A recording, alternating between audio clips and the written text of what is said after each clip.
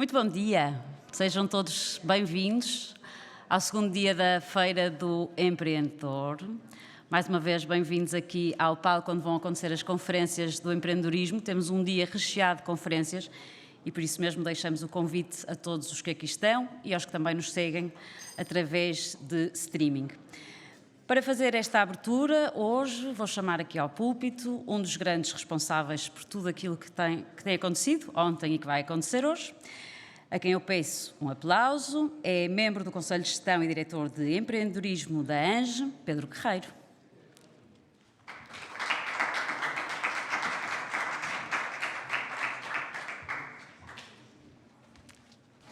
Obrigado, Susana. Antes de mais, não posso, neste segundo dia de evento, deixar de apresentar aqui alguns agradecimentos. Desde logo a todos os stakeholders de empreendedorismo, públicos e privados, que aceitaram o convite para partilhar connosco este desafio, que é o desafio de dar a quem tem projetos, desde a ideia até empresas um bocadinho mais sólidas, o apoio, a rede e os projetos que ajudam a desenvolver negócios e a criar valor para as regiões e para o país. O empreendedorismo é uma palavra que está na moda, que está na cabeça de todos os políticos, porque estamos num novo ciclo económico, mas também, desde sempre, na cabeça de todos os empresários. Mas a ANGE faz empreendedorismo e faz acontecer na área da criação de empresas desde 1986. Esta é a 23ª edição da Feira do Empreendedorismo, que foi interrompida, entretanto, pela pandemia e que volta agora a ver a luz do dia, aqui em Matosinhos, que já nos acolheu em 2019 e que volta a acolher este ano, sempre com um entusiasmo que nós não podemos deixar também de registar e de agradecer.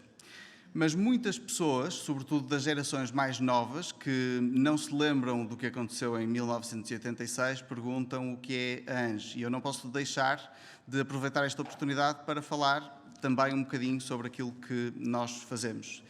A área de empreendedorismo é talvez a área mais conhecida da Associação de Jovens Empresários, mas não é a única que nós trabalhamos. Neste momento temos 30 projetos em curso na área de empreendedorismo. E eu gostava de vos chamar a atenção para aquilo que é o denominador comum desses projetos de empreendedorismo e que tem foco sempre nos jovens empresários. E, portanto, eu convidava-vos a ver um vídeo que vai mostrar um bocadinho daquilo que nós somos em geral. Este ano renovamos a nossa imagem. Uma imagem que reflete a nossa energia e propósito e nos aproxima ainda mais dos jovens empresários. Somos iniciativa, porque promovemos o empreendedorismo com ações específicas geradoras de valor. Somos foco, pelo nosso caráter especialista, nacional e aposta na formação. E somos conexão, porque estabelecemos contactos e interações proveitosas. Esta é a nova ANGE. A nossa nova identidade reflete aquilo que fomos, somos e seremos. É mudança, crescimento, inovação. É o presente e o futuro de mãos dadas e, acima de tudo, é a celebração de todos aqueles que, ao longo dos últimos 35 anos, têm incentivado o empreendedorismo em Portugal.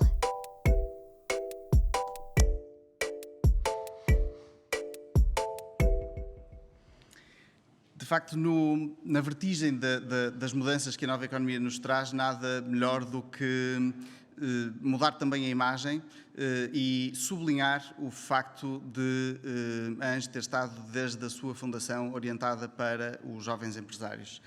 Se repararam, a nova imagem é dinâmica, ela própria tem vários logotipos que vão sendo usados em diferentes situações e isso reflete um bocadinho aquilo que é a nossa capacidade de adaptação às necessidades particulares dos empreendedores. Mas a ANGE não é, como eu dizia no início, só empreendedorismo. A ANGE também é, por exemplo, formação. E nós temos vindo a criar, a apoiar empresas na capacitação de empresários e a apoiar pessoas a encontrar as suas próprias capacidades. E, portanto, temos ajudado a melhorar vidas profissionais e temos ajudado as empresas a encontrar os recursos certos para aquilo que precisam.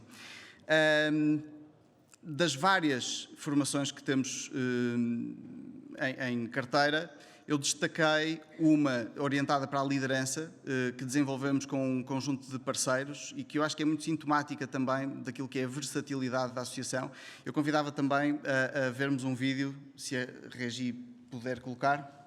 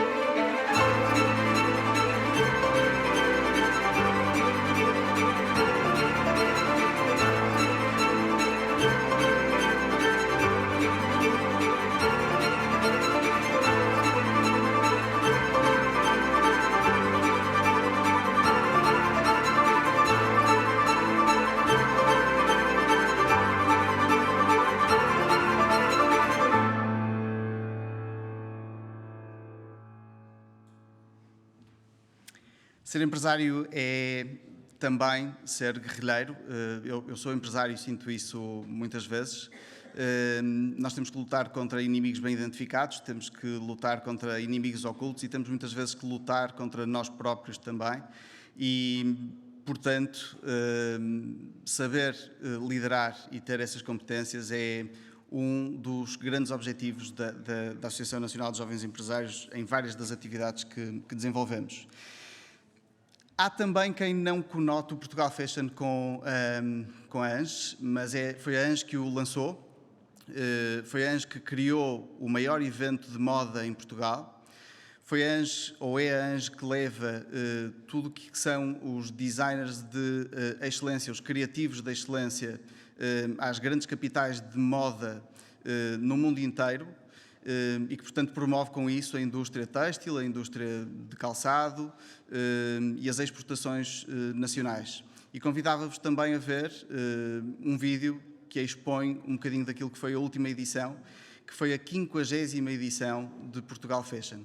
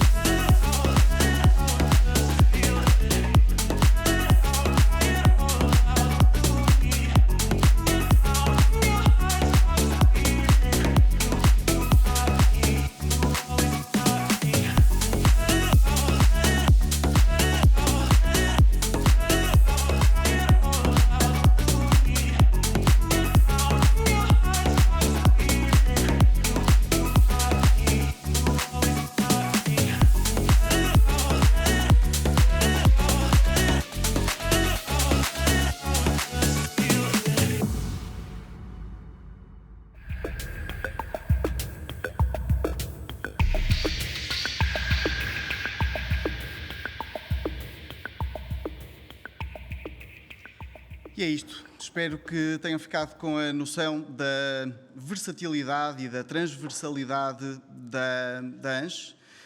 Obrigado mais uma vez a todos os parceiros. Gostamos de trabalhar em rede e espero que continuemos a trabalhar pelo menos por mais 35 anos. Obrigado a todos.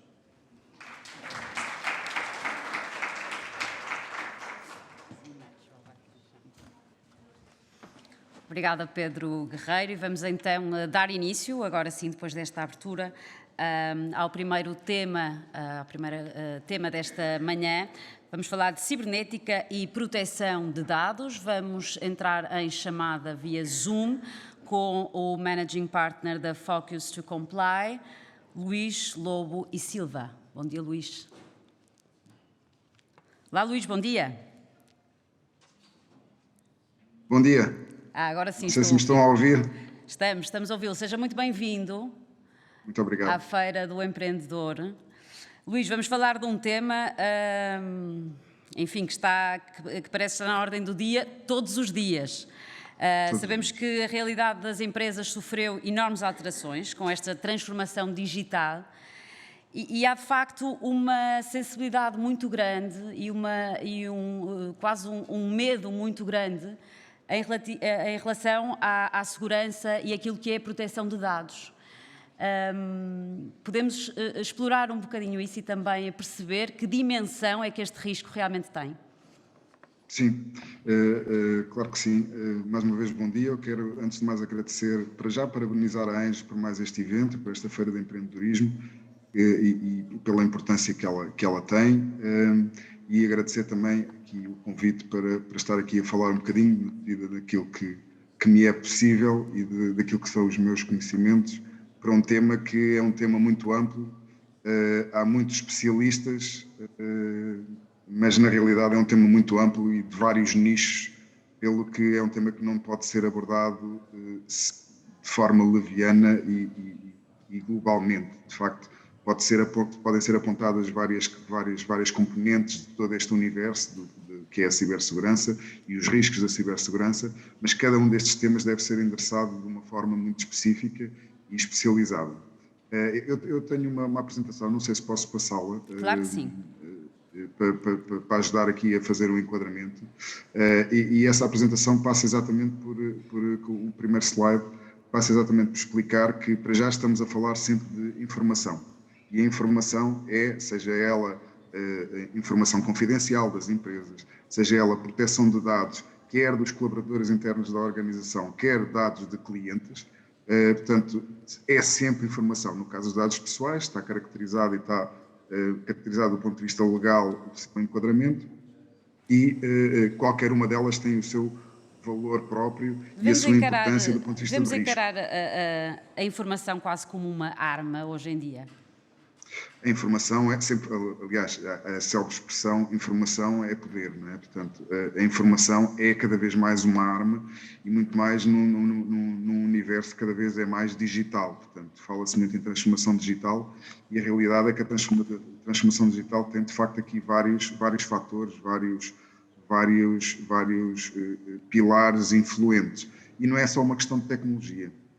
Nós, na Focus to Comply, desde 2015, no início de 2015 que existimos, esse é o nosso paradigma e é um posicionamento que ainda começa a ter o seu entendimento no mercado, mas é um posicionamento ainda algo incompreendido, apesar da sensibilidade do tema. Porquê? Porque as organizações estão muito convencidas que a tecnologia resolve tudo. E a tecnologia não resolve tudo, porque a tecnologia, que há tempo escrevi um artigo, a inteligência artificial não é cognitiva.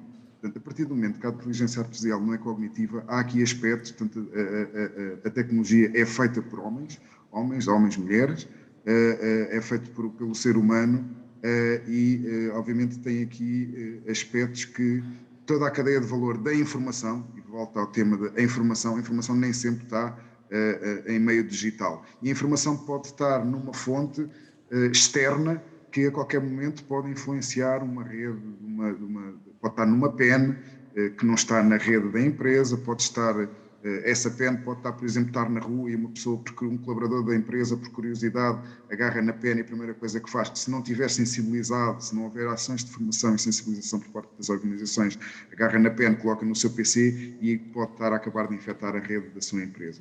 E a questão dos dados pessoais é um aspecto muito importante, mas a informação da empresa, como tem, aliás, imagino que a assistência e todos os empresários sabem bem o que é o custo e o que é o valor da sua informação, até porque estamos a falar muitas vezes de propriedade intelectual e de enfim, uma série de informação que é, portanto, confidencial ou então é classificada e só deverá ter acesso a um conjunto de pessoas.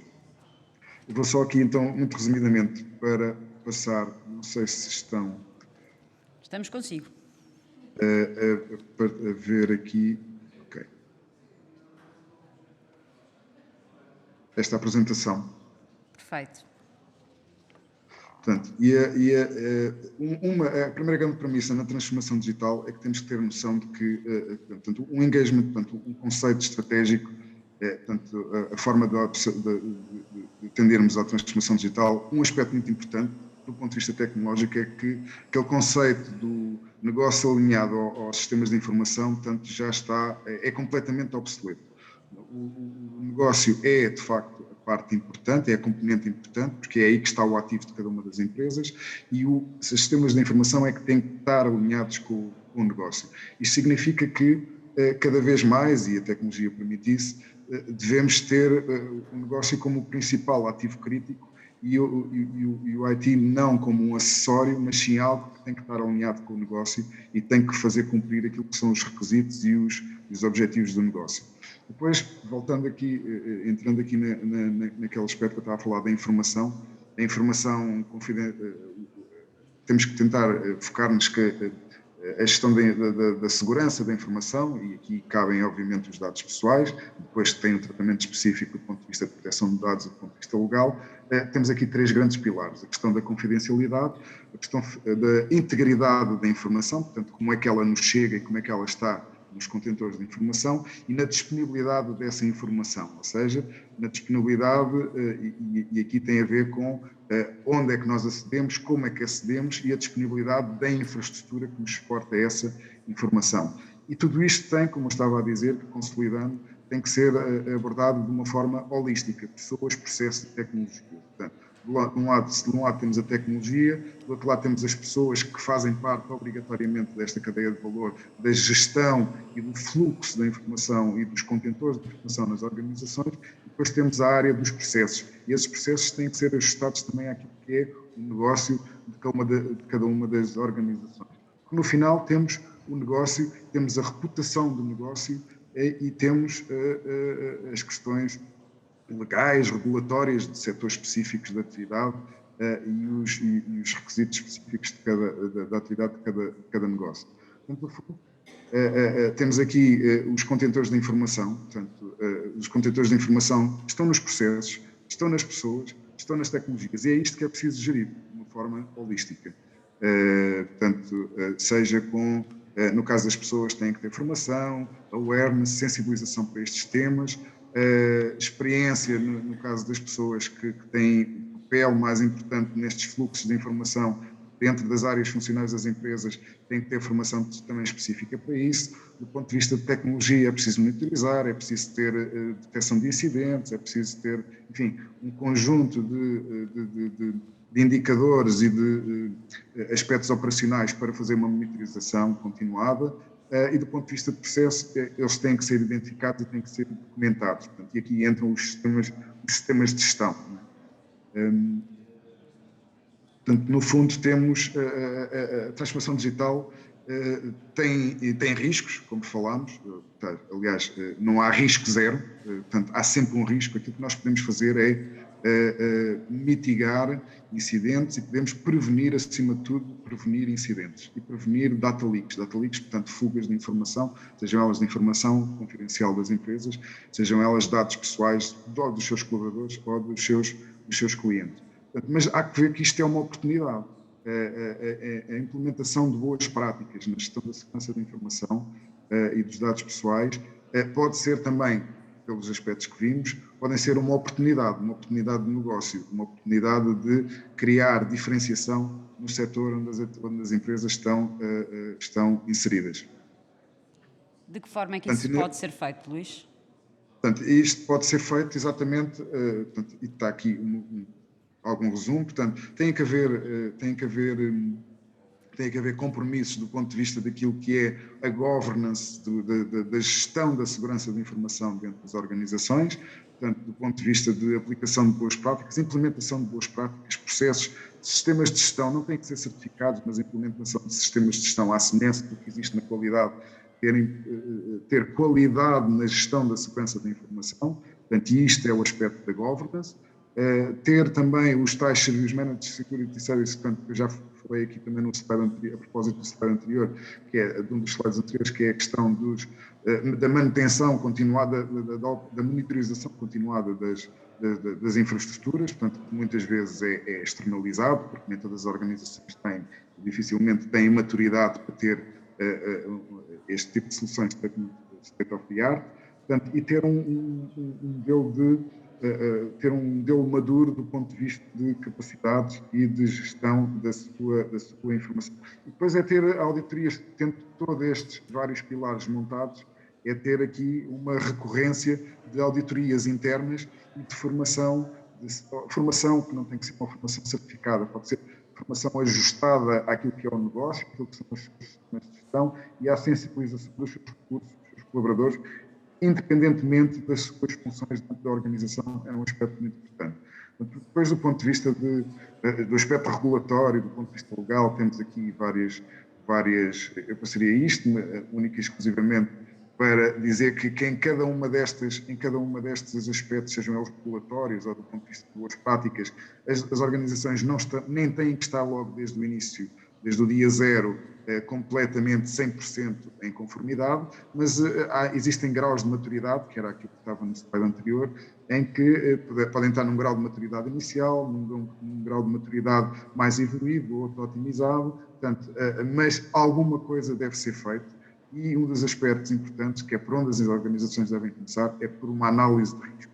Uma análise de risco numa ótica de gestão global do risco, para perceber o que é que são os seus ativos de risco. Ativos de risco, ou seja, onde é que passa a informação dentro da organização, de que forma é que ela está disponível para o exterior e para o público, e como é que pode ser feito, portanto, qual é que é o impacto desses riscos na fuga da informação. Existe essa abertura ou essa sensibilidade das empresas portuguesas para tudo isto?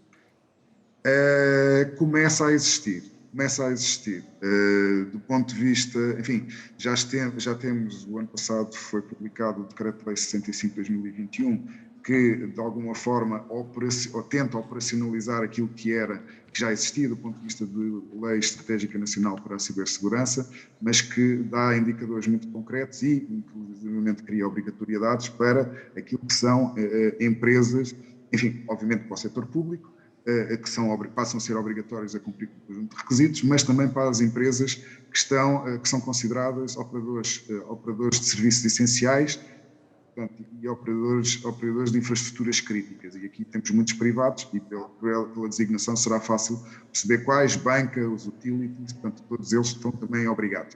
Eu diria que depois temos as PMEs que trabalham com estes vários setores que, ainda que não sejam obrigadas, deviam pelo menos adotar ou começar a olhar para aqueles que são as referências que estão neste decreto-lei e noutros indicadores do próprio Instituto Nacional de Cibersegurança, como o Quadro Nacional de Referência para a Cibersegurança, e começarem a olhar em que tem exatamente, e lhes é sugerido este tipo de abordagens, começando pela análise de risco.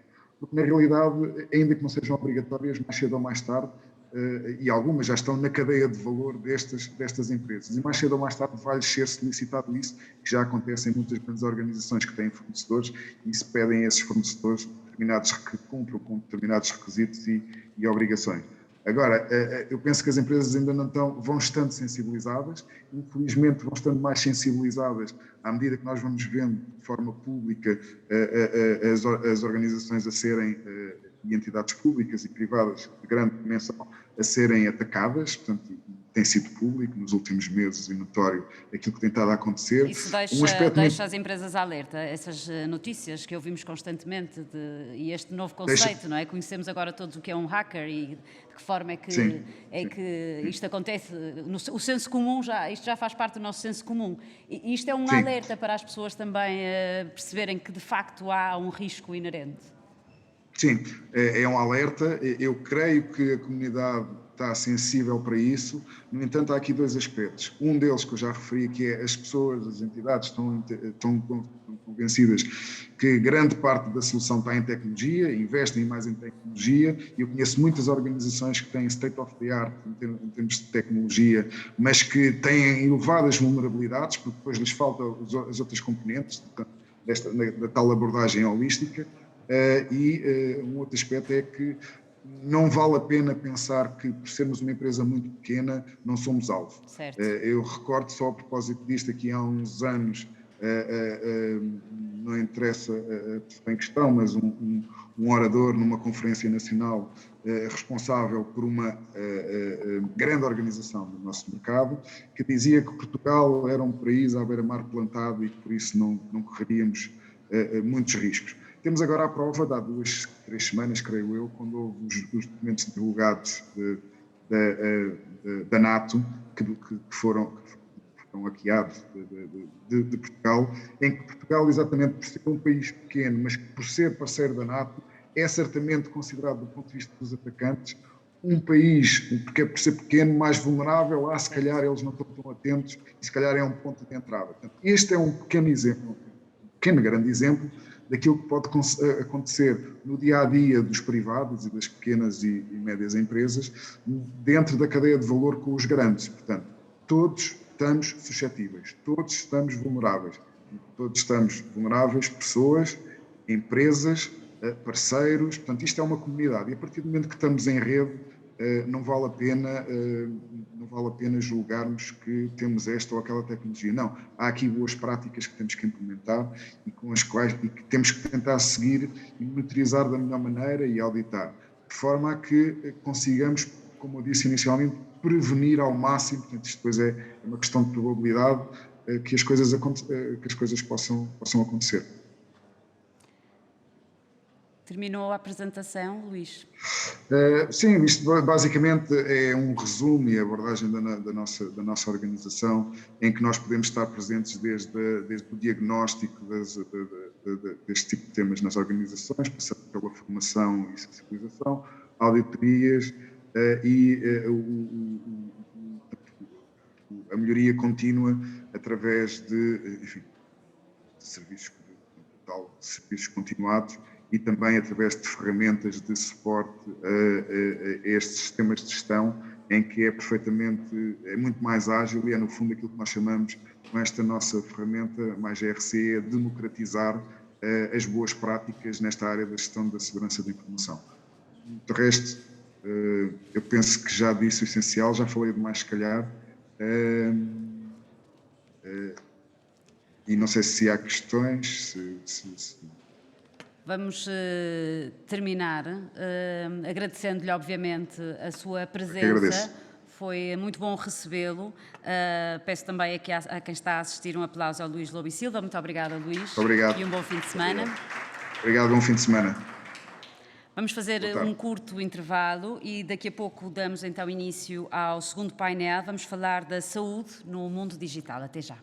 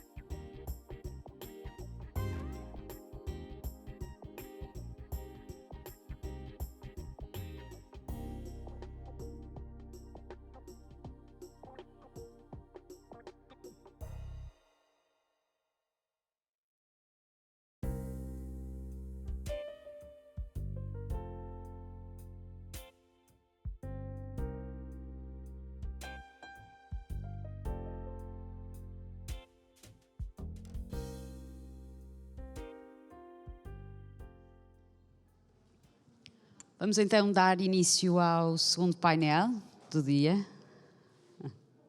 Saúde no mundo digital, e para dar início vou chamar o Pedro Aguiar, é CEO da AH Business e detém também uma rede de clínicas de saúde. Peço um aplauso. Bem-vindo mais uma vez, Pedro, desde ontem. Muito obrigado.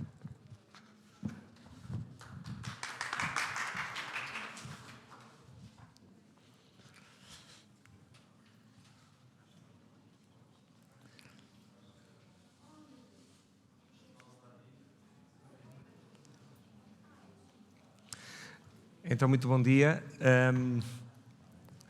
Neste tema da saúde no mundo digital, eu começava aqui com uma frase do Albert Einstein que eu acho que é importante e que vai passar ao longo de toda a minha apresentação. Tem a ver que quem criou a forma de nós pensarmos no mundo fomos nós próprios. Portanto, nós seres humanos. Portanto, se quisermos alterar alguma coisa da forma como pensamos, do chamado nosso mindset, vamos ter que ser nós também a fazer essa mudança e não estar à espera que alguém o faça por nós. Em termos de resumo, está aqui esta projeção, este slide está um bocado, parece um bocado disperso, mas quando se fala em tecnologia, quando nós falamos em tecnologia, nós falamos de várias coisas e metemos muitas vezes as mesmas coisas no mesmo cesto. E não é assim. Nós, quando falamos em tecnologia, podemos estar a falar em software e hardware, e aí estamos a falar nas famosas TIs. Podemos estar a falar numa tecnologia que tem a ver com a atividade. Se formos, por exemplo, para a área da saúde, nós verificarmos a evolução desde o raio-x, a ecografia, o TAC, a ressonância magnética, é uma evolução tecnológica, mas é uma evolução tecnológica que está dentro da atividade de saúde. E depois o que nos interessa mais aqui são estes dois silos deste lado, que é as novas tecnologias que estão a emergir, as novas tecnologias que estão a aparecer e que, por um lado, me permite rentabilizar melhor o meu negócio, que é uma maneira, em termos de gestão, nós gostamos muito de falar de rentabilização, mas no fundo o que temos que fazer é que, se eu quero rentabilizar mais o meu negócio, eu tenho que tratar melhor os meus clientes, e isso acontece precisamente neste terceiro silo na área do negócio. E depois, estando nós numa feira de empreendedorismo, e é assim que eu depois acabo a apresentação, então temos que partir de paradigmas completamente ao lado. Isto é, como é que eu vou olhar para o negócio da saúde fazendo algo que ninguém fez até hoje? E se calhar mais, fazendo algo que até há pouco tempo era considerado impossível. E nós vamos ver alguns exemplos que estão aí a aparecer, que são absolutamente fabulosos sobre isso. Agora, seja qual for a tecnologia que eu estou a falar e que estou a trabalhar, e esteja ela situada onde estiver, eu tenho sempre que mudar o meu mindset. Isto é, não adianta absolutamente nada nós aderirmos à tecnologia, Não adianta absolutamente nada nós irmos para o negócio da saúde hoje e não mudarmos a nossa forma de pensar. E não mudarmos a nossa forma como nós queremos tratar hoje os doentes, ou como é que queremos tratar a população em geral. E esta é a grande mudança. Paradoxalmente, não diria a tecnologia, mas toda a digitalização, a transformação digital, que é o que está aqui deste lado direito, veio ajudar muito isso, veio a potenciar muito isso. Porque a transformação digital não nos altera o negócio. A transformação digital permite-me a mim olhar para o negócio de forma diferente. Quem pensa que é por digitalizar a sua empresa que vai passar a ter lucro, ou que vai passar a tratar melhor os doentes que lá vão, está redondamente enganado. Não, tu primeiro tens que perceber como é que funciona o mundo digital, tens que o adaptar e sim, depois podes então buscar melhores resultados e melhor tratamento dos teus doentes. Portanto, esta dinâmica entre eu mudar aquilo que é o mindset que tenho até agora e vamos ver no final, digamos, se calhar a maior mudança está em que cada vez mais sou eu que decido as opções que eu quero para a minha saúde e menos o médico. Ou se quiserem até menos os profissionais de saúde. Era uma coisa impensável há meia dúzia de anos. Mas hoje sou eu que decido o que quero que façam com o meu corpo, o que quero que façam com a minha saúde, não é? Muito bem, avançando. Então, se temos que mudar o nosso mindset, é preciso perceber como é que funciona a nossa mente. E há precisamente há um ano atrás, a revista do MIT de setembro a outubro de 2021 foi só sobre a mente. E a mente, pronto, há uma série de definições técnicas, mas para mim o mais importante é isto que aqui está. A mente humana é construída pelo cérebro, é construída pelo nosso corpo e é construída pelo mundo envolvente. É isto que faz o nosso mindset, é isto que faz a nossa mente. Também até há pouco tempo os cientistas pensavam que a nossa mente era um conjunto de processos complicadíssimos no nosso cérebro, etc. Não é assim. Que havia circuitos específicos para uma série de situações. Não é assim. A nossa mente é construída e é construída a cada momento, portanto ela própria já está preparada para evoluir e é constituída pelo meu corpo, é constituída pelo meu cérebro, mas também é constituída pelo mundo que me rodeia. E se o mundo que me rodeia muda, eu tenho que mudar também a minha forma de pensar, nomeadamente de pensar negócio, nomeadamente de pensar saúde. Portanto, o que a ciência me está a dizer é que se tu andas a dizer que o mundo está muito diferente, que está tudo muito diferente, que o Covid mudou tudo, que a guerra mudou tudo, mas tu continuas a pensar da mesma forma, tu continuas a ter o mesmo mindset, então estás errado. Porque a própria tua mente é, digamos, um construto também do mundo exterior. Rapidamente, também nessa mesma revista do MIT do ano passado, evitarmos alguma coisa. A inteligência artificial, que é se calhar neste momento a parte mais visível na área da saúde, da tecnologia, é um erro comparar a inteligência artificial com a inteligência humana. Nós vamos ter que complementar as duas. E a grande diferença começa aqui. É que nós temos um tipo de inteligência que é funcional. Eu sei que esta pena que aqui está pode ser um sinal de honra para um índio da tribo Cheyenne. Sei que, se calhar no século XVIII, XVII, há uns séculos atrás, era uma forma que eu tinha para escrever. Ou pode ser a pena de um animal. Não é? Portanto, o meu cérebro distingue isso. A inteligência artificial ainda não o faz. Portanto, ainda há uma funcionalidade na nossa inteligência que nós temos que respeitar, e mais do que respeitar, nós nunca poderemos, em situação nenhuma, nomeadamente nesta área da saúde, digamos, pensar em quem tem razão. É a inteligência artificial ou é a inteligência humana? Não, a razão vem da conjugação dos dois fatores e vamos ver isso mais à frente. E depois saímos da revista do MIT e chegamos aqui à Time. E a Time teve, aqui há uns anos atrás, uma edição especial sobre a questão da saúde. E a capa era esta. A capa era uma pergunta se este bebé acabado de nascer se vai viver até aos 142 anos. Portanto, nós sabemos que hoje um dos grandes polos de investimento é precisamente a longevidade, e até há quem procura a eternidade. O Sr. Elon Musk está aí, os antigos senhores de PayPal estão aí, há muita gente a trabalhar aí. Agora, o que é que a ciência me diz? É possível ou não que os nossos filhos que estão a nascer hoje, as crianças de hoje, vivam até aos 142 anos? Okay? Há várias opiniões. Eu vou-vos dar a minha opinião. Há algo que vai fazer com que nós vamos chegar lá e que é muito a favor, que é uma ferramenta essencial para chegarmos lá, que é a tecnologia. E há algo que pode ser o grande obstáculo para chegarmos lá, que é a saúde mental. Portanto, o chegarmos aos 142 anos, as crianças estão a nascer agora, vai ser muito mais um problema deste balanço entre a saúde mental nossa e, por um lado, a travar esta, digamos, longevidade, e a tecnologia que nos vai facilitar uma série de coisas, como vamos ver mais à frente. E, portanto, é perfeitamente possível, desde que nós saibamos tratar da nossa cabeça. Se não sabemos tratar da nossa cabeça, a coisa é mais complicada.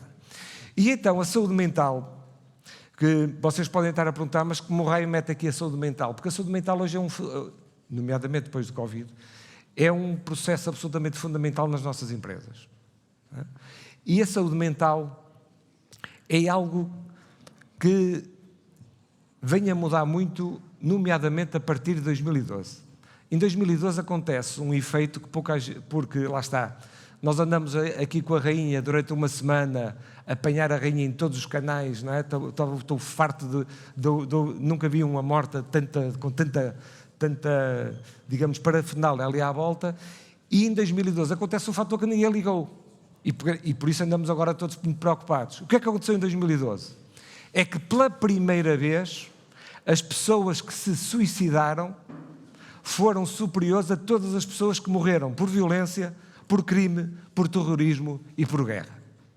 Em 2012 morreram 500 mil pessoas em todo o mundo por crime. Morreram 7.600 por terrorismo, 120 mil da guerra, estávamos na guerra da Síria. E, portanto, o que é que quer dizer? Quer dizer que no total morreram 627 mil pessoas no ano de 2012 por todo este tipo de violência, mas suicidaram-se 800 mil pessoas.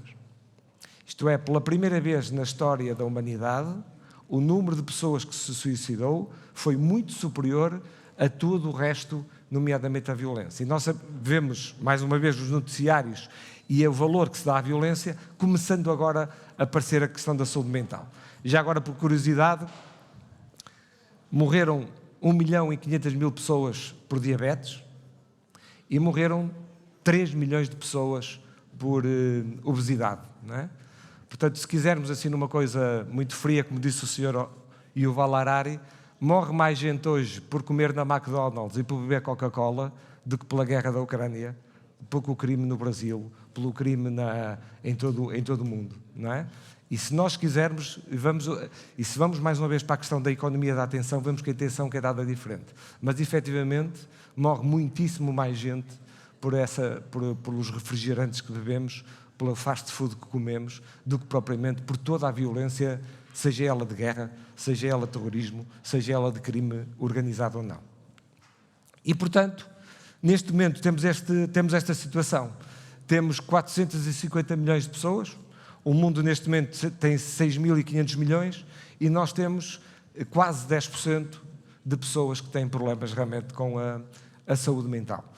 E então, porquê é que isso interessa aqui? Interessa aqui porque isto interfere diretamente com a performance nossa individualmente e a performance das próprias organizações, sejam elas da saúde ou não, não é? 81% dos trabalhadores enfrentam alguma forma de esgotamento.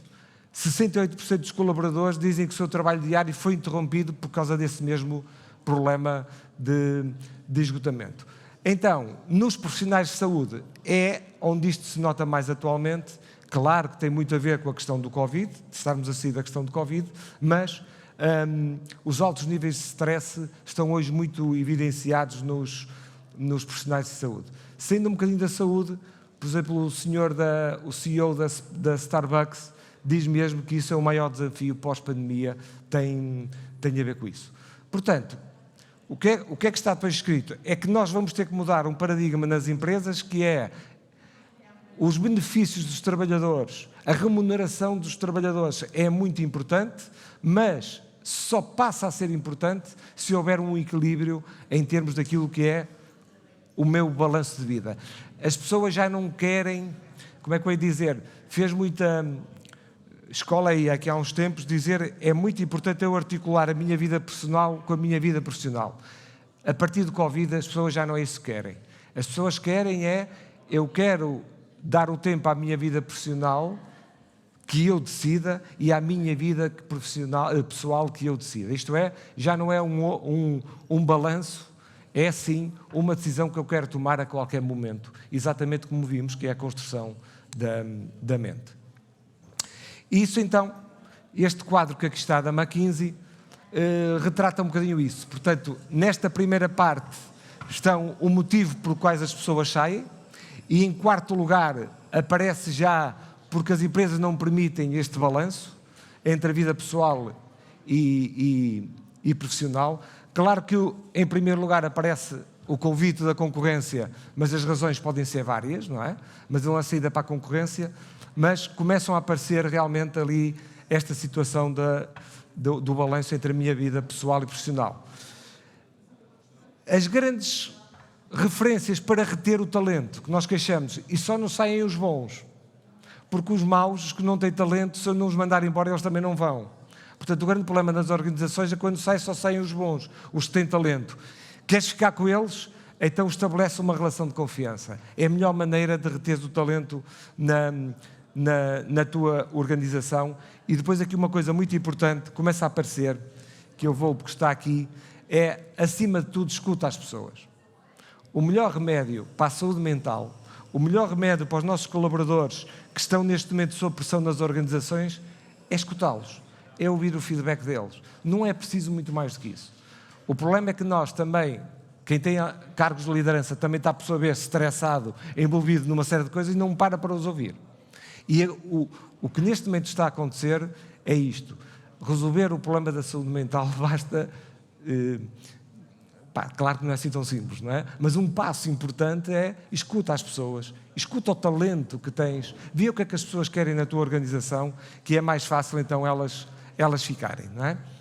Pois, agora trabalhando aqui um bocadinho esta questão entre a inteligência artificial e a natural, não é? Tem aqui esta caricatura, você se preocupa com a inteligência artificial e o amigo responde, tenho mais medo da burrice natural. Portanto, tudo isto é um equilíbrio entre as duas coisas.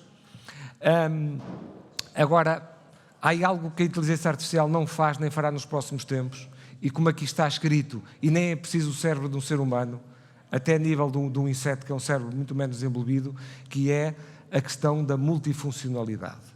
E a multifuncionalidade é algo que ainda é algo que ainda é muito típico da mente humana e vai ser muito complicado replicar isto na tecnologia. Então, se a mente humana tem estas características, onde é que a inteligência artificial pode ajudar, por exemplo, na área da saúde? Está aqui um exemplo. De 26% a 41% do tempo dos profissionais de saúde é passado em papelada. É passado em preencher papelada, que hoje pode ser o ecrã do computador. Isto é, a inteligência artificial, nomeadamente a data, o data analytics, a análise dos dados, a automatização do trabalho dos dados, é algo que vem ajudar muito os profissionais de saúde. Como nós sabemos, o enquadramento legal na saúde é muito rigoroso, é preciso haver registro de tudo, então os nossos médicos, os nossos enfermeiros, os nossos técnicos passam quase metade do seu tempo nesta burocracia. Muitas vezes até a ter uma atitude de defesa para aquilo que pode vir a acontecer, até da perspectiva legal. E então vamos deixar isso à inteligência artificial e vamos deixar o médico e o enfermeiro para aquilo que realmente eles são diferenciadores e são importantes. Eu depois posso facilitar a apresentação, portanto não vamos ver isto tudo, senão demoraria muito tempo. Este aspecto é muito importante da tecnologia e da análise de dados, da data, da inteligência artificial, que são os chamados algoritmos preditivos, é, por exemplo, distinguir num hospital quem é que é urgente e não é urgente. É muito difícil fazer hoje isso. E estes algoritmos preditivos, que são uma dos aspectos fundamentais da inteligência artificial, pode nos ajudarem aqui nisto. E depois, aquilo que já falamos, que é, se eu para as soluções mais de rotina conseguir pôr uma inteligência artificial a funcionar, eu deixo o médico e o enfermeiro para aquilo que a máquina não consegue fazer, que é a relação com o doente. E como nós vimos atrás, às vezes o escutar o doente é mais importante para a própria, resolução do problema de saúde do que muito do resto. Vou passar porque senão atraso-me bastante. Aqui fica também algumas questões. Se alguém quiser avançar para o negócio de saúde, estão aqui 5 perguntas que são fundamentais fazer, não é? Em que o espírito essencialmente é este. Nós estamos num mundo cada vez mais flexível, num mundo cada vez mais ágil, num mundo cada vez mais veloz. Mas não somos só nós, digamos, todos os cidadãos, todos são os doentes, são os médicos, toda a gente anda com mais tempo. Portanto, é preciso pensar num modelo de negócios que respeite isto. E o modelo de negócio que respeite isto tem que ter essas 2 componentes. A componente humana, a componente da confiança. Eu vou ao médico que eu confio. Okay? O meu pai, que já morreu há uns anos, mas não morreu, teve um carcinoma, não morreu do carcinoma, e eu, como estava a ligar à área de saúde, fui ter com um médico muito conhecido meu, professor na Faculdade de Medicina, e disse: o meu pai vai ter que ser operado, quem é que me aconselha a operá-lo? Porque ele quer ser operado. Eu sou de Faf, de uma cidade pequena aqui do Norte, e ele quer ser operado por um amigo dele de Faf. O que é que eu faço? E esse amigo meu da Faculdade de Medicina disse-me assim: deixa-o ser operado pelo teu amigo. Porque isto, tecnicamente, nós somos todos muito iguais. Nós aprendemos nos mesmos sítios. Claro que um pode ter mais um jeitinho, mas isto é tudo muito igual. E se o teu pai tem confiança e vai ser operado por alguém que ele confia, que ele está à vontade, isso é muito mais importante que a técnica do médico. É muito mais importante a relação que ele tem com ele e a confiança que tem com ele. E nós temos que pensar nisto. Mais uma vez, que vem o tal balanço entre aquilo que é o digital e o humano. Este quadro também da McKinsey, que saiu agora,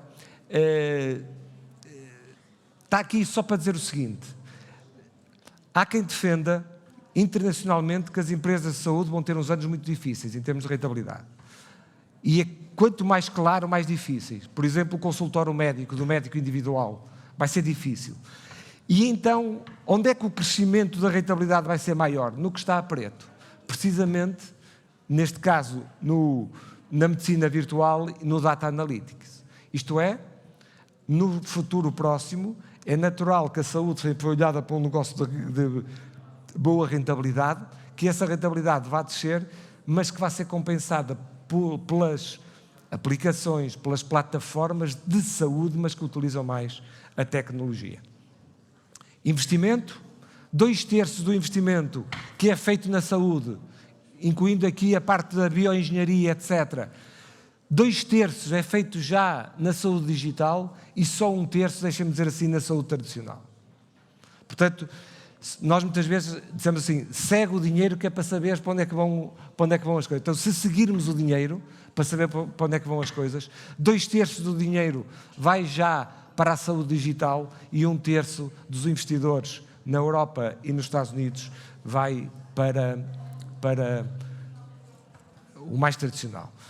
Aqui, o que interessa aqui é vermos a dimensão, tem a ver com a importância em termos de faturação. E porque é que eu coloquei este gráfico? Acima de tudo porque o Data Analytics e realmente os sistemas de informação de apoio à decisão são de longe aqueles que vão ter um maior volume dentro da tecnologia do futuro. Portanto, quando estamos a falar na tecnologia, estamos a falar de uma coisa muito lata. Se quiseres falar de uma coisa mais concreta, na saúde, o importante na saúde é a data e os analytics e o suporte à decisão para a tal medicina preditiva. E vou acabar agora com uma série de exemplos daquilo que se está a fazer atualmente no mundo nesta área da saúde digital. Falei há bocado nos diabéticos, que é um problema tremendo. A Novo, que é a líder, uma empresa dinamarquesa,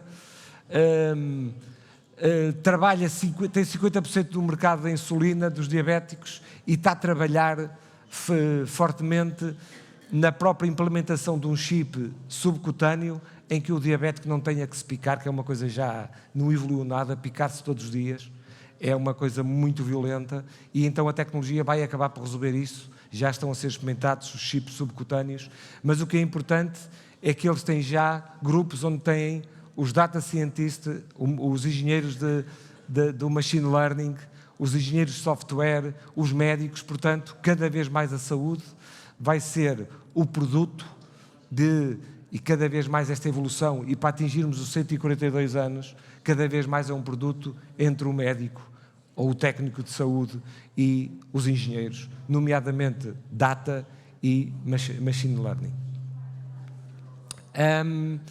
Depois aqui, é uma tendência também muito grande, a Sanofi está muito envolvida nisto, que é a questão da precision medicine, que é, nós ontem falávamos aqui sobre a questão das mulheres e da importância das mulheres na gestão e na tecnologia.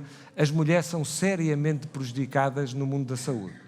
Não sei se vocês têm essa noção, mas há um prejuízo muito grande. Porquê? Porque a maior parte dos testes são feitos em homens, porque normalmente é a população prisional, nomeadamente nos Estados Unidos, que para ter uma redução de pena são as cobaias, e as próprias cobaias animais, a maior parte delas são machos.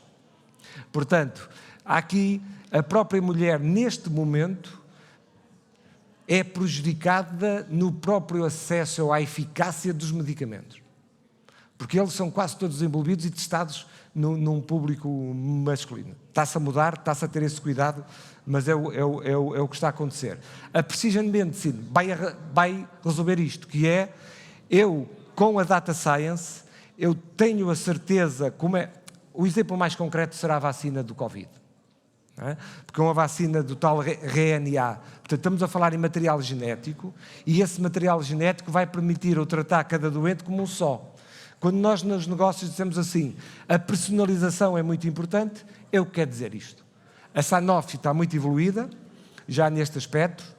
Eu já me alonguei um bocadinho, se calhar vou andar mais rápido. Se alongou muito. Muito, Pedro. pronto. Andar mais rápido.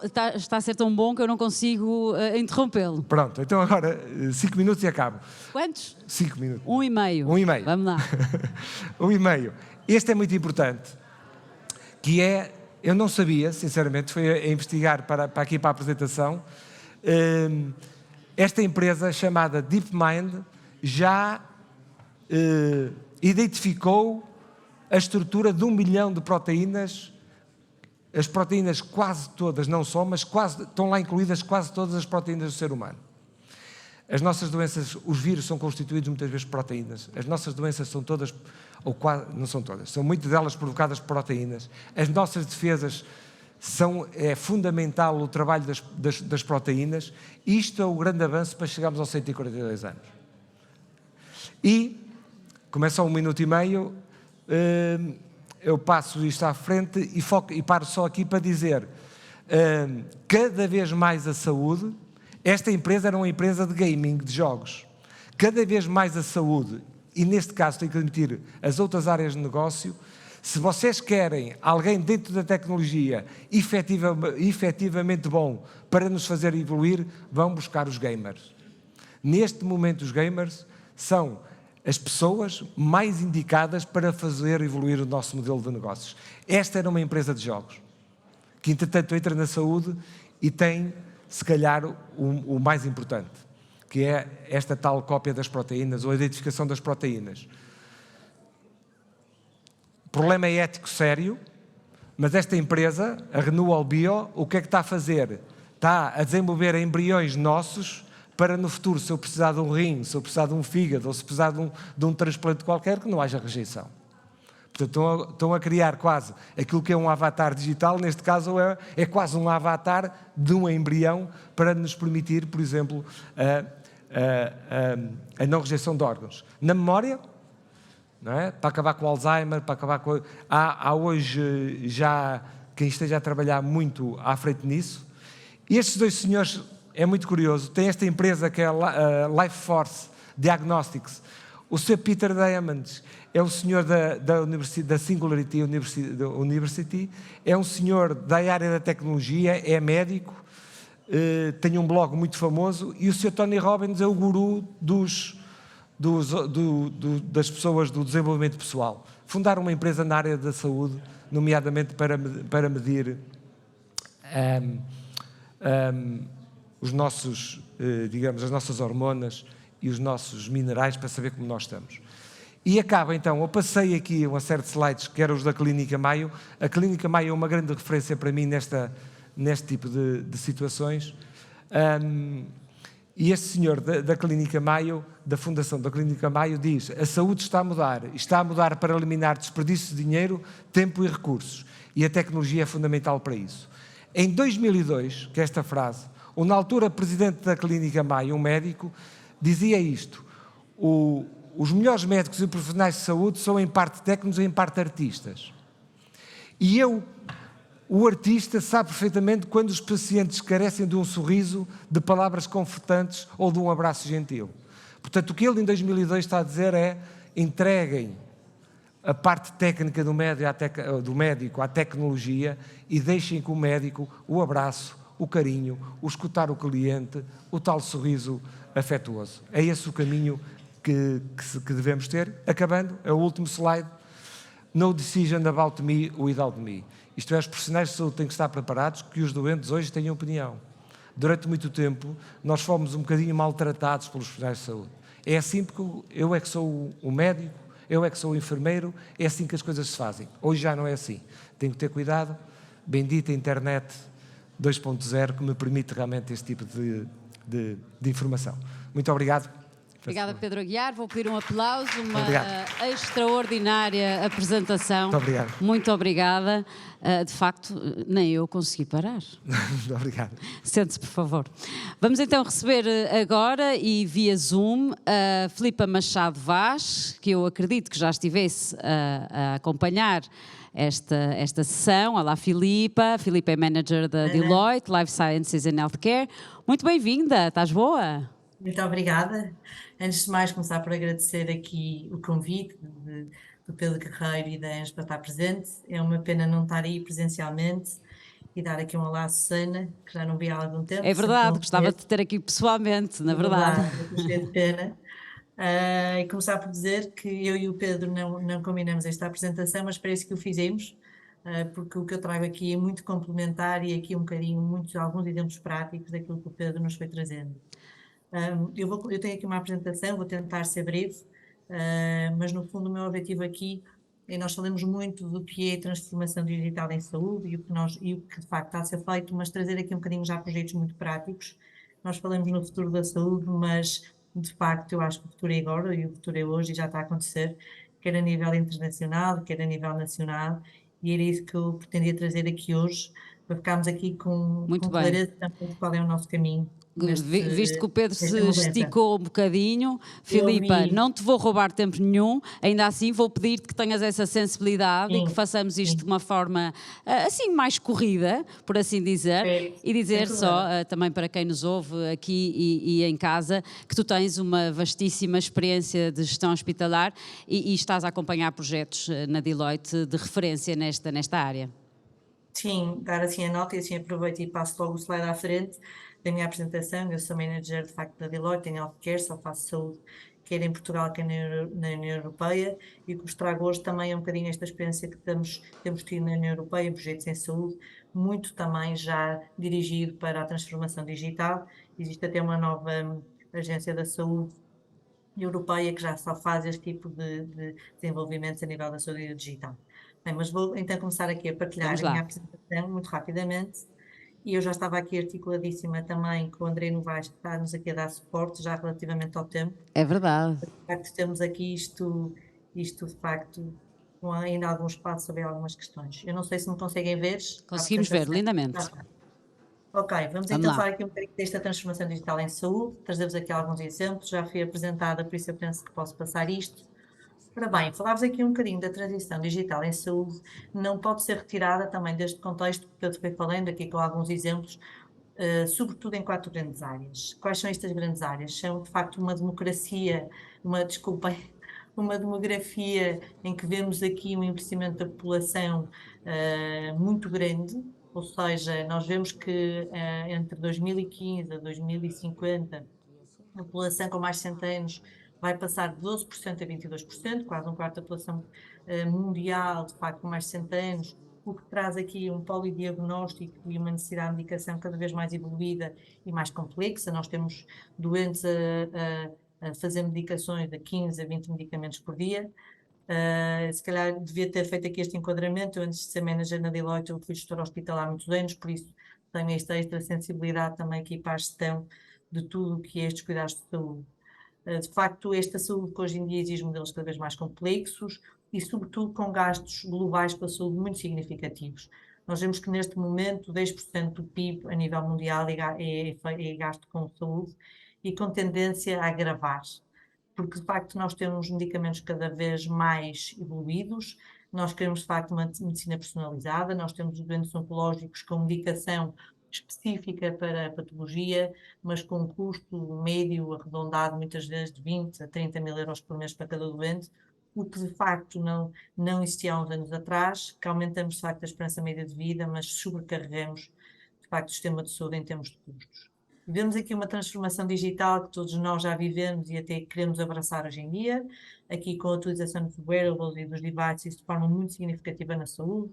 Nós temos vários administradores hospitalares a pedirem-nos projetos na área da digitalização em saúde, da utilização destes wearables, que vêm de pedidos feitos pelos próprios doentes, sobretudo também em hospitais públicos, também no SNS, o que nos faz, de facto, ter a certeza que isto não é só uma vontade, quer das empresas, quer nossa, dos players, mas também do próprio doente, neste caso até consumidores.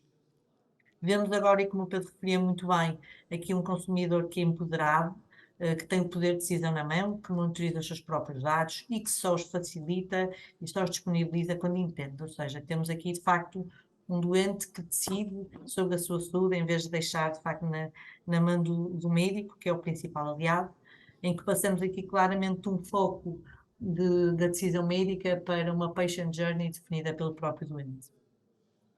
Ou seja, nós sabemos que o futuro da saúde vai passar pela esta transformação digital, aliás, não temos dúvidas nenhumas, até pelas estas grandes evoluções da União Europeia e nas apostas que estão a fazer, claramente empoderada por esta interoperabilidade de dados, que é de facto uma das grandes dificuldades. Eu trago-vos aqui um vídeo, aliás, 2 vídeos, são muito rápidos, têm 1 minuto, cada um deles 1 minuto e meio, um que vos vai trazer esta visão da transformação digital em saúde do lado prestador de saúde, o que é que está a acontecer, e depois aqui do lado do doente. Digam-me, por favor, depois se o som não tiver a ser da melhor forma. Vamos lá. $3.5 billion. That's how big the virtual health market will be in just 2 years. Today, 90% of consumers have internet access, and new technologies seem to hit the market almost daily. So it's no surprise that virtual care currently represents one of the biggest opportunities in healthcare. What will be a core component of modern care delivery? Virtual health can help personalize, accelerate, and augment care, meeting consumers where they are. So no matter where people live, they can receive the specialized care they need. When building a virtual health program, health systems should think strategy first, technology second. Being strategic from the start helps ensure that a virtual health program can advance ongoing efforts to humanize healthcare, giving consumers personalized experiences, affordable care, and the tools to manage their health. To lay a strong foundation for virtual care, health systems should establish their virtual health program as organizational alignment and buy-in. Clinicians have the necessary infrastructure to deliver virtual care. Virtual health solutions are tightly connected to patient data. Technologies are high quality and reliable. And new workflows help relieve administrative burden. Learn more about the keys to a successful virtual health program and how you can provide the real-time access to care today's consumers are demanding. Desculpem este disclosure aqui da Deloitte, mas de facto são os vídeos que nós utilizamos aqui na nossa, aqui para mostrar um bocadinho o que é que são os principais, não são tendências do futuro, mas claramente o que já se passa hoje em saúde. Nós vemos uma passagem no modelo da saúde do físico, do presencial para o digital, do paciente que passa a ser agora o consumidor, aquele que decide e que tem o poder de decisão, das grandes instituições hospitalares, dos hospitais que nós estamos habituados a frequentar, para um tratamento cada vez mais virtual e que surge agora a hospitalização domiciliária, suportada por toda esta tecnologia. Podemos passar, e de facto a saúde tem passado, o foco no volume para uma saúde baseada no seu valor, ou seja, nos cuidados que eu consigo entregar àquele doente. Passamos de um foco de tratar a saúde e prevenir para uma prevenção da doença baseada no bem-estar, sobretudo aqui com um grande foco na performance, cada vez vemos mais as pessoas interessadas no desenvolvimento da sua performance, de uma medicina geral, e como disse muito bem o Pedro, sustentada aqui por uma precisão e personalização que nos é muito trazida pelos instrumentos de inteligência artificial, quer o diagnóstico, quer a intervenção.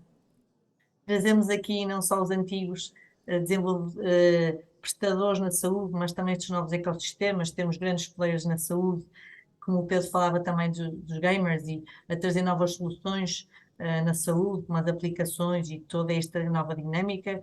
Temos grandes países europeus aqui já a prescrever aplicações digitais pelos médicos para o seu próprio tratamento em saúde, e temos aqui o conhecimento dos profissionais que agora passam a ser não só profissionais de saúde que têm conhecimento, mas também são empoderados por estas ferramentas.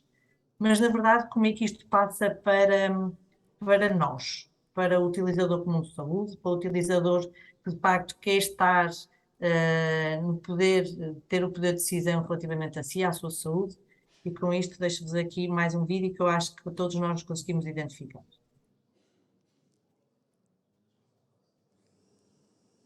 This is Maria and her partner, Ruben. Before their day even starts, they are providing a detailed snapshot of their health and wellness to their network. Maria slept great, but Ruben, who has a history of depression and anxiety, tossed and turned all night.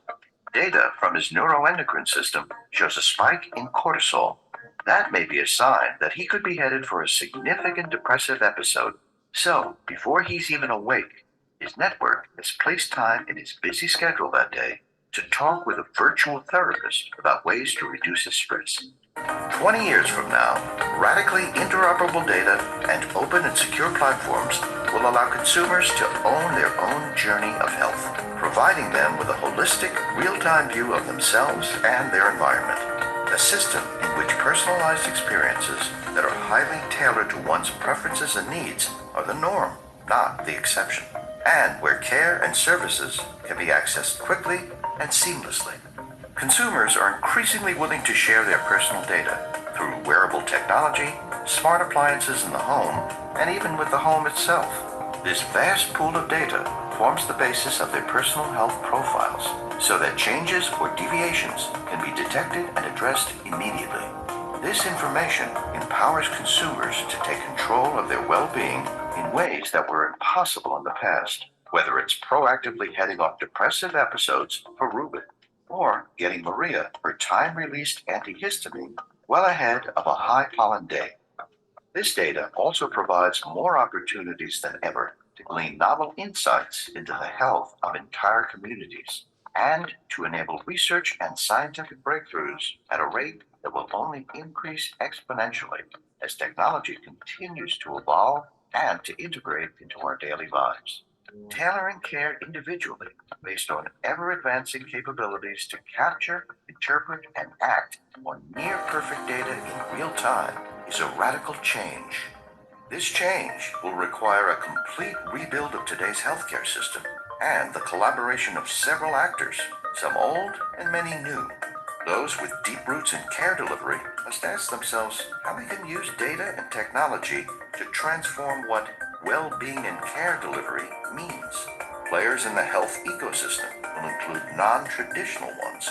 For example, those focused on the data platforms and tools that enable this new model of health. And regulators, financiers, and intermediaries will all play a new role in this new vision. Disruptive thinking and a commitment to emerging technology are more important than ever before, because the future isn't as far off as it seems. In fact, it's at your very fingertips. Ou seja, o que me parece que fica aqui muito evidente é que uma grande transformação, sobretudo aqui, nós temos o acesso a dados pessoais de saúde em real time, ou seja, cada vez mais nós conseguimos ter acesso a esses dados e conseguimos, de facto, Obrigada, André. E conseguimos, de facto, este acesso que nos permite recolher esta informação em real time. E faz Começamos toda a a ter diferença na saúde, certo, Filipa? Isto faz, ser em faz tempo todo, real, quando falamos em saúde, pode ser crucial. sem dúvida nenhuma, Sónia, e é mesmo isso, ou seja, e vou-vos também falar, por exemplo, até posso avançar aqui, nós já temos vários projetos a acontecer em saúde em Portugal nesse sentido, este projeto é público, por isso já o podemos partilhar. Nós temos neste momento um projeto com o maior grupo de saúde em Portugal, grupo de saúde privado, em que os doentes já fazem essa monitorização diária e que em real time temos aqui já avisos se haver algum problema em monitorizar diretamente para o hospital e todos esses dados já integram o processo clínico, o que faz com que o doente, quando chega ao hospital, já tem de facto a equipa pronta para o receber. Ou seja, isto está a acontecer e está a acontecer em real time e está a acontecer aqui em Portugal. Vemos também estes assistentes de saúde já muito personalizados e, de facto, o que também é muito impressionante e da importância da interoperabilidade é esta colaboração entre os vários players em saúde. Ou seja, que é um dos grandes desafios que nós também encontramos em vários estudos de mercado que fizemos em saúde em Portugal e que, de facto, urge aqui algumas necessidades de mudança. Ou seja, aqui em 4 grandes pontos temos, de facto, o paciente na saúde, aquilo que nós tanto falamos da patient journey, focada no paciente, com uma assistência personalizada, em que o foco é de facto a satisfação do doente, com esta monitorização diária, em real time, e com esta partilha de dados, como viram também no vídeo, em que as pessoas estão claramente disponíveis para o fazer, em função da sua saúde e da melhoria até da sua performance. Ou seja, já não estamos a tratar doenças, já não estamos só na promoção da saúde, estamos aqui na promoção também de uma melhor performance diária. E vou de facto se calhar aqui acelerar um bocadinho, não ir tanto ao time nos slides, mas trazer-vos aqui 2 estudos grandes que nós fizemos nacionais, porque eu acho que também interessa perceber como é que estamos a nível da saúde em Portugal. Nós falamos com os grandes stakeholders de saúde, aqui todo o ecossistema, a nível de 360 graus envolvidos, para percebermos qual era de facto, se o nosso sistema de saúde estava preparado para a transformação digital, e depois fomos falar com os médicos que de facto a utilizam na prática com os doentes. Os stakeholders consideram que 55%, mais de metade, considera que o sistema de saúde está preparado de forma razoável para esta transformação digital em Portugal, ok?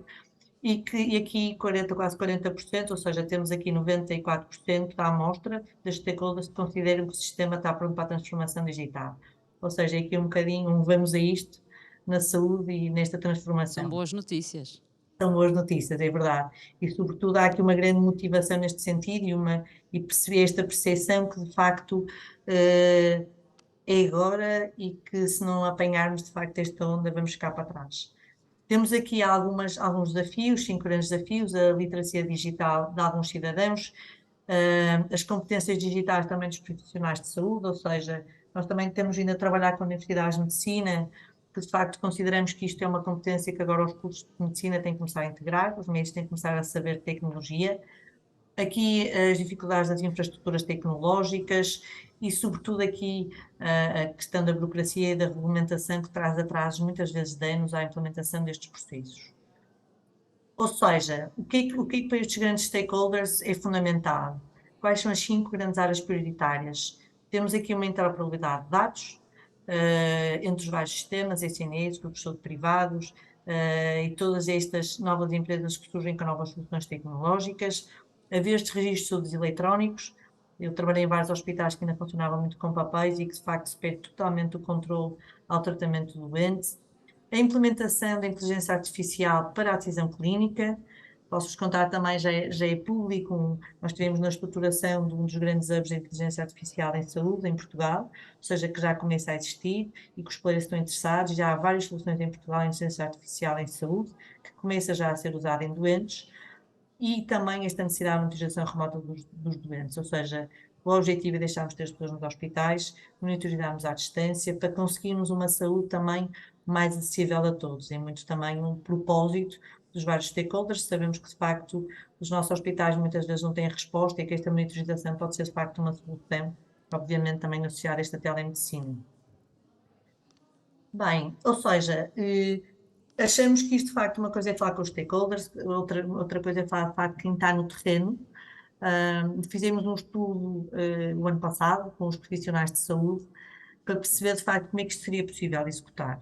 Ou seja, percebemos que os médicos são pessoas muito envolvidas nesta questão digital, em que 76% sabe qual é a estratégia digital no seu hospital, na sua instituição de saúde, confiam na tecnologia digital e nos dados, aliás, consideram como um grande aqui processo fundamental para a decisão e para o diagnóstico.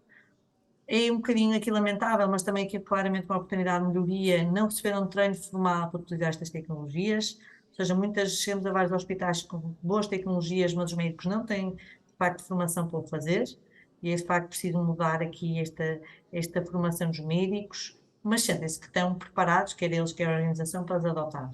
Como é óbvio, até a pandemia veio acelerar, eu penso que mais de 10 anos a implementação destas tecnologias. Aliás, dizer-vos que há um estudo internacional que diz que 80% das pessoas que tiveram consultas online durante a pandemia não tencionam voltar a ter presencial. Ou seja, aquilo que nós antecipávamos que seria uma grande dificuldade, já não há aqui uma volta atrás. Ou seja, já não voltamos ao antigo normal, estamos de facto num novo futuro.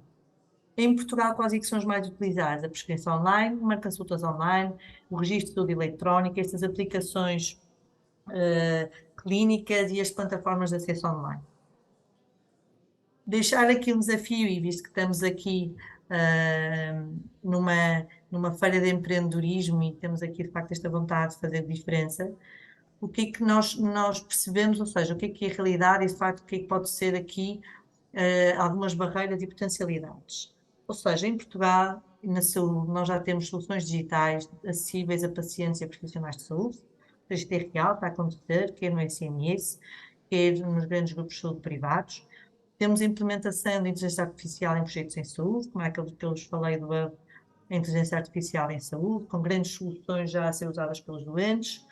Temos claramente uma maior literacia digital destes profissionais de saúde e das pessoas, e aqui um acesso a dados de saúde com muito foco nesta promoção da saúde e prevenção da doença.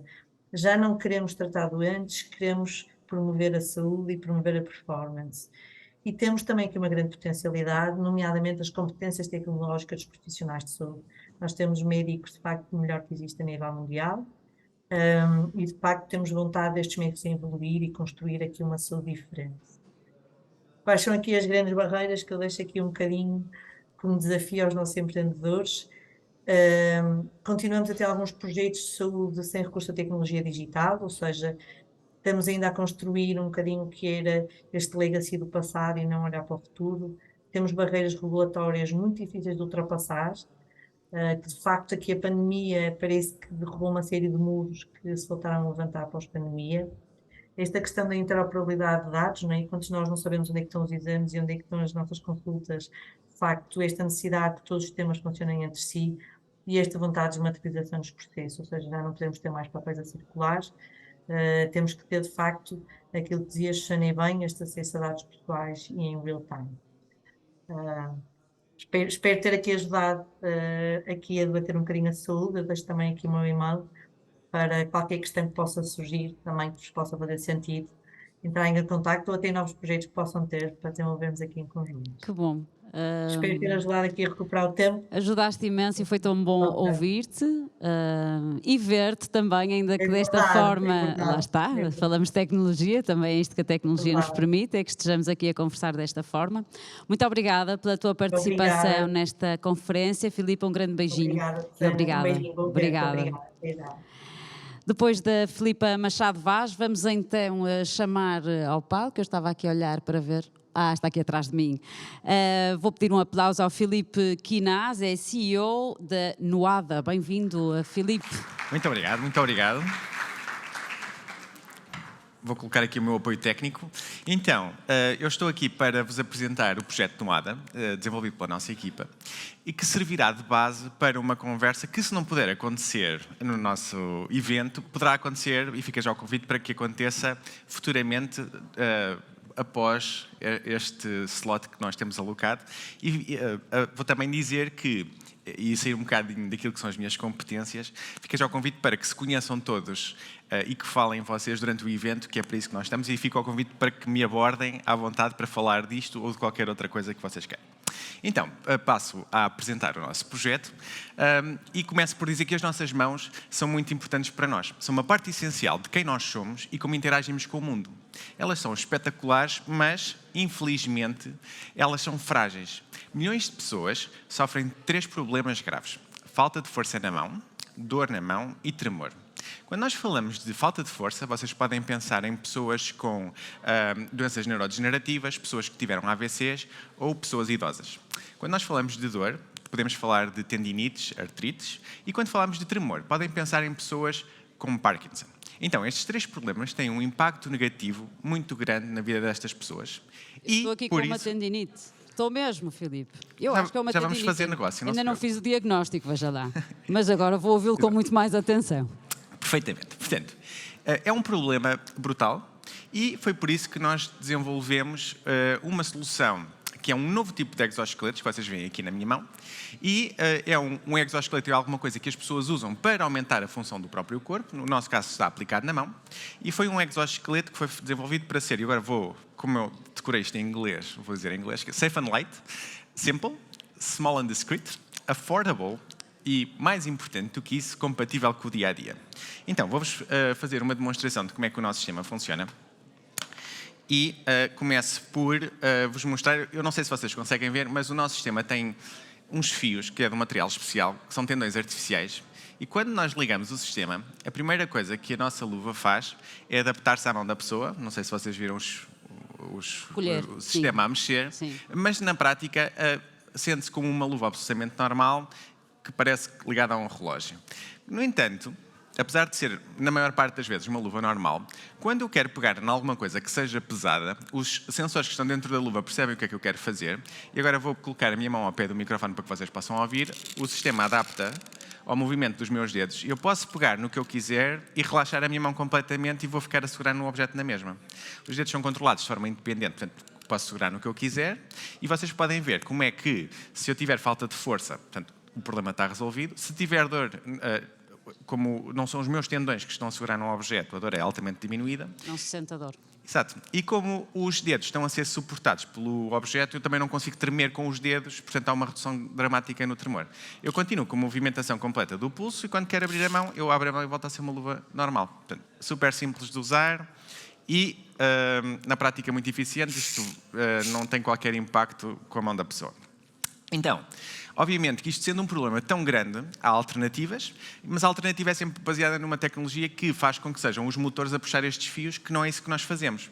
Esta abordagem tem um problema que é, os motores têm que ser usados numa mochila, com as baterias, e depois ter cabos a vir pelas costas e pelo ombro, e de facto nós achamos que isto não é uma solução que seja compatível com o dia-a-dia. Então, existem 179 milhões de pessoas com problemas na mão que impactam o seu dia-a-dia só nos Estados Unidos e na Europa, e obviamente há um mercado industrial que também é relevante, onde pessoas que trabalham, por exemplo, segurar ferramentas elétricas o dia todo, têm uma taxa de lesões incrível e, portanto, há um claro uso no mercado industrial também. Nós vendemos, para além de vendermos o sistema diretamente, temos uma revenue stream, um modelo de negócios que permite a obtenção de lucro ao longo do tempo, com a substituição da luva, que, como qualquer peça têxtil, tem um desgaste, e também um software que nós temos associado à luva, que basicamente pega na informação que nós temos da mão, para controlar o sistema, e gera um modelo 3D da mão, para termos dados quantitativos de como é que a função da mão da pessoa está, que é útil para um processo diagnóstico na reabilitação, mas também no seguimento do processo de reabilitação pelo próprio médico e pelas equipas clínicas. Nós já estivemos um pouco por todo o mundo, agora estamos aqui na ótima cidade de Matosinhos, portanto, este é sempre o palco mais importante, e nós ganhamos vários prémios, um bocadinho por todo lado, mas a parte mais importante que nós temos mais orgulho é que nós já tivemos mais de 1000 pessoas que nos contactaram diretamente, sem qualquer tipo de marketing, para tentar resolver um problema que eles têm, e mais de 300 empresas exatamente com o mesmo problema que têm e que foi identificado do ponto de vista ergonómico e acharam que a Nuada poderia ser uma solução. Nós temos uma equipa espetacular, como é óbvio, não é? Eu sou o elemento mais fraco, fica já a nota. Os outros são muito mais espetaculares do que eu e temos uma capacidade de produzir desde a ideia ao protótipo e temos também uma capacidade que é a capacidade de nós de industrializarmos nós os nossos próprios produtos, que é muito raro em Portugal, é muito raro nas startups e também fica a nota de se tiverem um problema de hardware, provavelmente alguém na equipa é capaz de vos ajudar, portanto fica também o convite. Portanto, a parte mais importante que eu gostava que vocês ficassem com a ideia é que a Noada é um dispositivo tão natural que as pessoas se esquecem que estão a usar. Noada, your life, hands on. Thank you. Bom, Filipe, nós estamos realmente com pouco tempo, mas ainda assim eu vou convidá-lo a sentar. Infelizmente já me despedi da Filipe, ela não se vai juntar aqui, mas não queria deixar de ouvir a opinião aqui do Pedro Aguiar sobre esta mão maravilhosa. É de facto de louvar que se façam projetos destes, portugueses. Ah, a Filipa voltou! Ainda bem que voltaste. Ainda bem que voltaste. Eu julgo que tenho pouco tempo para o debate, eu já vou tentar perceber. Ainda assim, é importante, e se calhar pegar aqui na empresa do Filipe e dar aqui voz primeiro ao Pedro, perceber também o impacto e a importância deste tipo de tecnologia na saúde.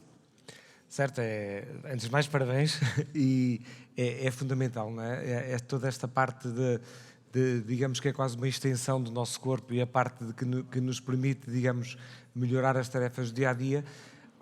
É aquilo que falávamos, a articulação entre aquilo que é o humano e o que é a tecnologia deve ser sempre feito numa premissa de complementariedade e não, digamos, de oposição, não é? E eu acho que o produto que o Quintas nos apresentou é precisamente isso, não é? A tendência é haver uma complementariedade em que a tecnologia nos vai ajudar e não termos de ter uma atitude de ou uma ou outra. Muito bem. Filipa. Bem, eu antes de mais queria dar os parabéns pelo projeto. Eu acho que é de facto destes projetos que a saúde cresce e evolui. Trazer aqui os parabéns porque de facto isto traz também muita personalização daquilo que é os cuidados de saúde e que mostra que não precisam de seus médicos ou as farmacêuticas a desenvolver as grandes soluções e que temos em Portugal de facto aqui a inovação a acontecer. Por isso, podemos voltar a falar, acho que seria muito giro até, Pedro. Obrigada, de facto, pronto, o tempo é curto, mas ainda assim foi bom receber-te a ti, Filipa, mais uma vez, e ouvi-lo também a si, Pedro Aguiar. Vamos terminar este painel. Nós convidamos a Fraunhofer para apresentar alguns dos seus projetos.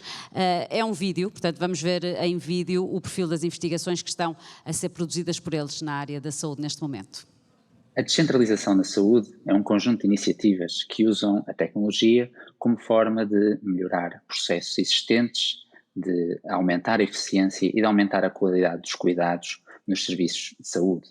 Num ecossistema de saúde descentralizada, a tecnologia pode ter um papel crucial em temas como apoiar os médicos na sua tomada de decisão ou melhorar o acesso dos pacientes, quer a diagnóstico, quer a rastreio e diagnóstico precoce.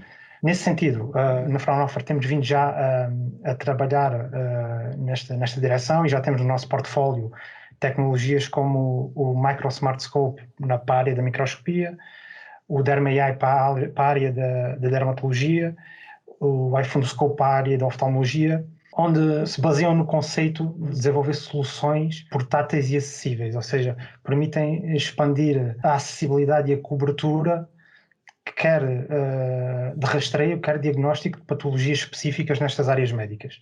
Em todos estes temas temos clínicos, pacientes a interagirem à distância e utilizamos estas ferramentas como forma de os conectar, de introduzir alguma inteligência e de garantir que temos sistemas de saúde que sejam eficientes. Temos trabalhado, por um lado, em tecnologias para suportar o trabalho dos pacientes, para garantir que conseguem monitorizar a sua saúde e contactar com os seus clínicos. Temos trabalhado nas áreas que têm a ver com melhores ferramentas para suportar os clínicos no seu trabalho e também temos feito trabalho para permitir exames mais rápidos e permitir que processos se desmaterializem dessa forma. O nosso foco neste momento é garantir que todos os produtos que nós desenvolvemos na Fraunhofer cumpre com as normas relevantes. Desde a norma ISO 9001, que é uma norma mais genérica em termos de gestão de qualidade de produto que é desenvolvido, como, por exemplo, a norma ISO 13485, que é uma norma que diz respeito ao desenvolvimento de dispositivos médicos. Estas normas também ajudam-nos a estabelecer um plano de gestão de risco, para nos certificarmos de que os produtos que nós estamos a desenvolver são completamente seguros do ponto de vista do utilizador final. Importante referir também que não vamos ser nós que vamos fazer essa certificação. O que nós pretendemos fazer, mais especificamente, é certificarmos de que temos estas preocupações a nível do desenvolvimento, no sentido de fazermos uma espécie de pre-compliance com essas normas que dizem respeito ao desenvolvimento de dispositivos médicos. Portanto, é uma maneira de facilitar todo esse processo, tanto para nós como para os nossos parceiros. É uma mais-valia. Temos de lidar com sistemas de saúde que são complexos, com práticas super especializadas dos clínicos, com problemas muito reais, muitas vezes de acesso dos pacientes e até com alguma burocracia que acaba por existir. Para conseguir ultrapassar estas dificuldades é preciso um trabalho multidisciplinar e temos tido a sorte no AICOS de ter uma equipa que nos permite atacar estes problemas de forma eficiente. Estas tecnologias e soluções que nós desenvolvemos, alimentamos estas tecnologias com inteligência artificial. Trabalhamos também em sistemas de apoio à decisão baseados em inteligência artificial, que têm a particularidade não só de gerar uma decisão, mas também uma explicação para esta decisão. E o objetivo desta explicação passa muito por tornar visível e mais transparente para o utilizador qual o racional por trás do algoritmo para ter devolvido essa decisão específica. Um exemplo concreto do nosso trabalho nesta área é o projeto TAMI, onde temos vindo a colaborar com o consórcio em tópicos centrais e que ainda são tópicos abertos na área da inteligência artificial explicável, nomeadamente os casos de como gerar explicações multimodais, ou seja, assumindo que temos uma determinada decisão, podemos explicar esta decisão não só ir buscar dados textuais da história clínica do paciente e mostrar quais é que foram os campos mais relevantes para esta decisão, mas conjugá-los também com imagens médicas associadas e mostrar quais as regiões desta imagem que mais contribuíram para essa decisão. Com a utilização destas novas abordagens a nível de inteligência artificial explicável, nós pretendemos que as soluções que desenvolvemos sejam mais transparentes, sejam mais auditáveis, sejam mais interpretáveis e que isto, no fundo, resulte numa maior confiança e aceitação do utilizador nas soluções que nós desenvolvemos. Aquilo que o AICOS pode trazer numa desmaterialização da saúde é uma visão holística sobre o que é que a tecnologia pode fazer, garantindo que ela se enquadra em processos existentes, boas práticas e que dessa forma permite que tenhamos os cuidados de saúde que merecemos. E é assim que terminamos. Resta-me então agradecer Pedro Aguiar, à Filipa Machado Vaz e ao Filipe Quinás. Muito obrigada por terem participado nesta conversa. Vamos fazer uma pausa para o almoço. Regressamos a partir das 2h30. Vamos conhecer a essa hora o projeto Buzz Empreende. Até já. Obrigado.